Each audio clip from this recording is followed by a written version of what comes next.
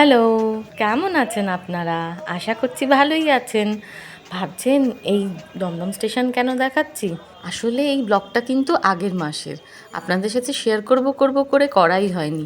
এই দমদম থেকে পৌঁছে গেছি হচ্ছে আমরা প্রথমে শিয়ালদা। শিয়ালদা থেকে ট্রেন ধরে আমরা পৌঁছাবো হচ্ছে আপনার ক্যানিং। ট্রেন ছেড়ে দিয়েছে। ভাবছেন যাচ্ছি কোথায়? আসলে রাজেশ তো অনেক দূরে দূরে নিজের কাজের জন্য যায়, যদিও এটা ওর একটা হবির কাজ, ওর মেন কাজ এটা নয়। তো যাই হোক, নিজের হবিকে বাঁচিয়ে রাখার জন্য এই আমরা পৌঁছে গেছি ক্যানিং। কথা বলতে বলতেই আপনাদের সাথে সব জায়গাগুলো বলছি। খুব ইচ্ছা ছিল একটা ব্লগ করব। তারপর ক্যানিংয়ে নেমে ওর অফিসের একটা গাড়ি আসে যেটা আমাদেরকে নিয়ে যায়। তবে সেই জার্নিটা ছিল 1 ঘন্টার। 1 ঘন্টা গাড়িতে আবার জার্নি করে। তো রাজেশ বলছিল যে তোমরা পারবে না, তাও আমরা তো পিছন ধরেছি না, আমরা যাব, খুব মজা হয় অনেক দূরে। সেখানেই ও ভাঙর মাছ খেয়েছিল। তো এই ভাঙর মাছ খাবো, নদীর মাছ খাবো। তো বললো ঠিক আছে, একদিন তোমাদের ট্রিপের মতো করে তাহলে সাথে করে নিয়ে যাব।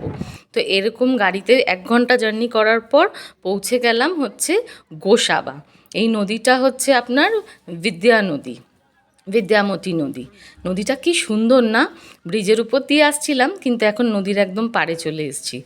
আবার নাকি এই নদী করে, এই নদীতে এই আপনার এই লঞ্চে যেই ছোটো ছোটো নৌকাগুলো, এগুলো করে আবার যেতে হবে। হ্যাঁ, তো যে গন্তব্য আর কি, যেই অফিসেও যাবে, মানে ওর যেখানে কাজ। তো যাই হোক, ও খুব এক্সাইটেডলি এইসবগুলো এরকম জায়গায় যায় আসে। হ্যাঁ, তো আমরা ওই জন্য ধরেছিলাম যে তুমি কোথায় কোথায় যাও, এই সব জায়গায় প্লিজ আমাদেরও একদিন নিয়ে যেও। তো ওর যখন কাজের সূত্রে দেখলো জায়গাগুলো সুন্দর, তো ওই জন্য একদিন আমাদেরকে নিয়ে যাওয়ার একটা প্ল্যান করলো। কিন্তু ও খুব চিন্তায় ছিল আমি মা ছেলে দুজনে পারবো কি না। একটু শৌখিন তো। তবে দেখিয়ে দিয়েছি আমরা ঘুরে খেয়ে। আর এই নদীতে যে সুন্দরভাবে যাওয়া হচ্ছে, এত মনোরমভাবে, মানে বলার বাইরে। তারপরে ওই অফিসে তো পৌঁছে গেছি, তখন আমার তো একটা ম্যাডাম ম্যাডাম ভাব। স্যারের পাশে বসে আছি। তবে স্যারের পাশে বসে আছে ওই পাগল ছেলেটা, জানেনই আমার জায়গাটা এখন ও দখল করে রেখেছে।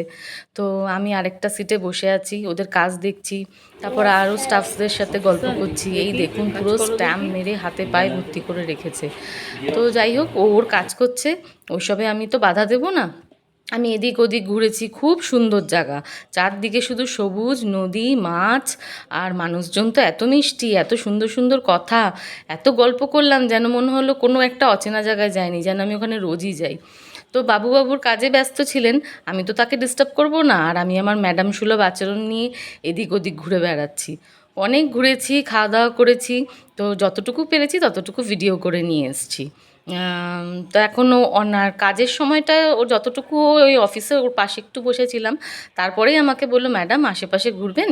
তো আমি চলে গেছিলাম। কিন্তু তারপরে এবার টাইম আসছিল লাঞ্চ টাইম। তো আমরা ডিসাইড করেছিলাম এদিক ওদিক একটু ঘুরবো। আর আচ্ছা, কি বলছে?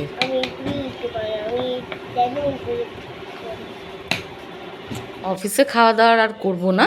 একেবারে ওদের যেখানে নদীর ধারে খাবার দাবারের জায়গা আছে, ছোটো ছোটো ওই পাইস হোটেল মতো, তো সেখানে গিয়েই খাবো, কি আছে। যেমন জায়গায় এসছি একটু খাওয়া দাওয়া করলাম।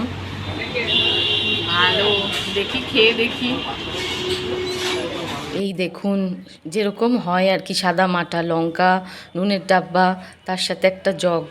এবার আসবে আমাদের খাওয়ার থালি।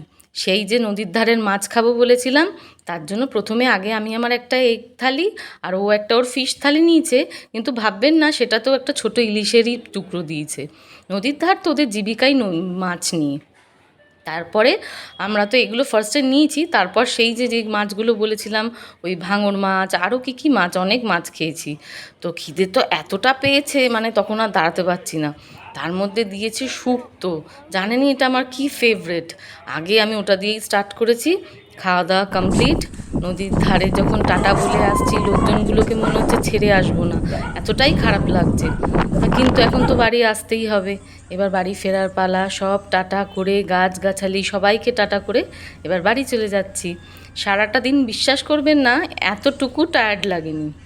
সারাদিন কিছু না কিছু খেয়েছি, আর নদীর ধারের মাছ প্রাণ ভরে খেয়েছি।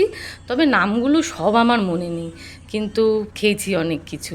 যাক, বলেছিলাম না, আর রাজেশের সাথে থাকা মানেই জীবনটাই যেন মনে হচ্ছে একটা এক্সাইটমেন্ট। যে অন্য ছেলেদের দেখেছি তারা তাদের কাজের জায়গা বা নিজেদের পার্সোনাল জায়গা থেকে বা ফ্যামিলিকে একটু দূরেই রাখে, তবে রাজেশের সাথে থাকা মানে এইসব কোনো দূর দূরত্বের ব্যাপার নেই। মজা করো, থাকো, ওর সাথে থাকো, ওর কোনো বাধা নেই।